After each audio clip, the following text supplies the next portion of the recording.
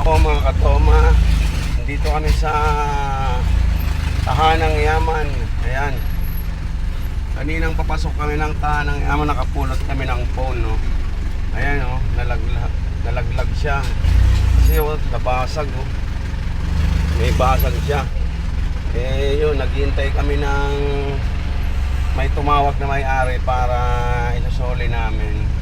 Eh wala pang natawag, kaya yun sa nawawalan. Kung di kayo nanonood, tawag ka na at pwede nga ang pakialaman tong cellphone yung mga katoma, kasi oh, wala siyang password, oh. Kaso di namin pinapakialaman kasi mahirap na, baka may mabasa tayong secret. Kaya yun, naghihintay pa kami ng tawag mga katoma. Maya mga katoma, may tumatawag na, oh. Yan, oh, tumatawag. Sagutin natin. Saan nag-speak nito? Hello? Hello po.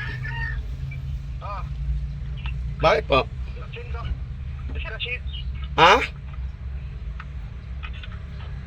Sino?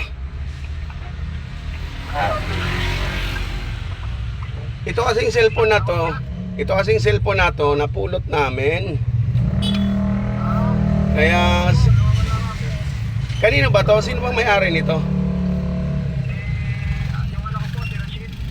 Ah, sige. Saan ba kayo at ihatid ko? Saan ba kayo? Ayun. Ah, galing kami dyan kanina eh. Paano kaya?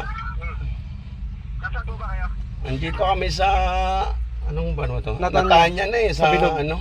Sa Bilog, sa baba. Sige po, sa Bilog na lang. Ito, tinawagan ko na, pinakatulog. Nakababa nga kami. Kuya, nakababa na kami sa Bilog. Kaya puntahan nyo kami dito sa Natanya. Nakamotor naman yata kayo eh. Natanya. Oo, yung subdivision dito. Natanya 1, 2. Ono. Yung uno, yung nasa kanan.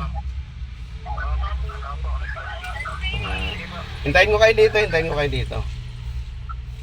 Ah, okay, sige. Sige. Ha?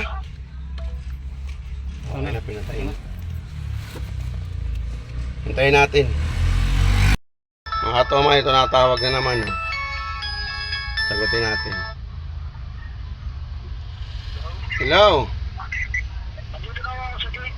Ah, andyan ka sa gate. Pasok ako yan. Nakita mo tong pulang truck.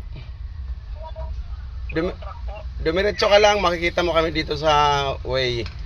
Itong truck na pula. Ah, punta ka na lang dito. Okay, sige. Tayo natin. Ikaw ba kausap to? Oo, yan. Ayun ba to? Oo. Kasi ano, nalaglag nga. Wala pa naman password. Oo nga eh. Bruto.